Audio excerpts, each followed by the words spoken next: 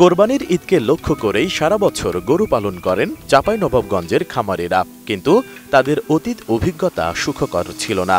উচ্চমানের গোখাদ্য আর লালন পালনে অতিরিক্ত অর্থ খরচ হওয়ায় আশানুরূপ লাভের মুখ দেখতে পারতেন না খামারিরা। তবে এবারের চিত্র একদমই ভিন্ন।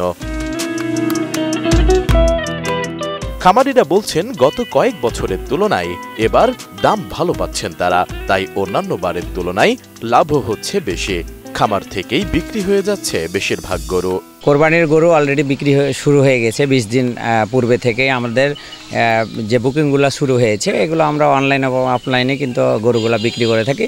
তো এখন পর্যন্ত গরুর বাজার কিন্তু খুবই ভালো আছে। বেশিরভাগই খামার থেকে আমাদের গরু বিক্রি হয়ে যায়। এবছর অনলাইনেও গরু বিক্রি বেড়েছে। এতে বিক্রেতাদের যেমন সুবিধা হচ্ছে, তেমনি মধ্যস্বত্বভোগীদের উপদ্রব ছাড়াই পছন্দের গরু কিনতে পারছেন ক্রেতারা।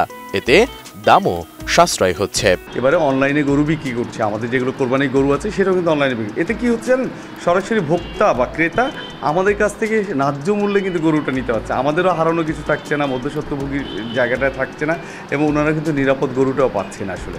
এই জন্য আমরা ক্রেতা এবং বিক্রেতা উভয়ই কিন্তু লাভবান হচ্ছে।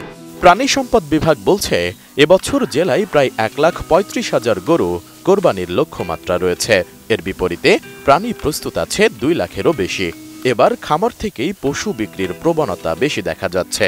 ক্রেতারা অনলাইনে পছন্দ করে বা সরাসরি খামারে এসে কোরবানির পশু কিনছেন। আমাদের গোখাদ্যের যে দানাদার খাদ্যের মূল্য বৃদ্ধি, তাদের উৎপাদন খরচ অনেকটাই বেশি। সেই ক্ষেত্রে গত বছরের তুলনায় তারা অনলাইনে বিক্রি পর্যন্ত হচ্ছে, সেক্ষেত্রে তারা যৌক্তিক মূল্য পাচ্ছে। গত বছরের তুলনায় একটু বেশি হলেও এটা সহনীয়।